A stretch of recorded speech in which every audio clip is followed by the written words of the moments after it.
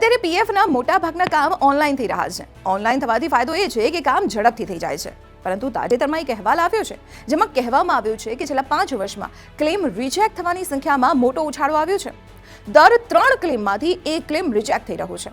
હવે તમે જ કહેશો કે ભાઈ તમે તો કહેતા હતા કે પીએફનું ઓનલાઈન કામ થવાથી કામ ઝડપથી થાય છે, તો પછી આ ક્લેમ રિજેક્ટ કેમ થઈ રહ્યા છે?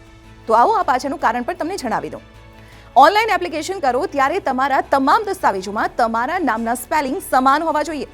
સાથે સાથે તમારા જે રજિસ્ટર્ડ મોબાઈલ નંબર છે કે તમારી જન્મ તારીખ છે તે તમામ દસ્તાવેજોમાં સમાન હોવી જોઈએ. જો કોઈ પણ દસ્તાવેજના સ્પેલિંગ કે આંકડામાં મિસમેચ આવશે તો તમારો ક્લેમ રિજેક્ટ થઈ જશે. તો ભાઈ તમારા પીએફ માટેના જે પણ કાગળિયા છે જેમ કે Aadhaar, PAN, mobile number, bank account વગેરેમાં તમારું નામ અને જન્મ તારીખ ચેક કરી લો. તેમાં કોઈ મિસમેચ તો નથી ને?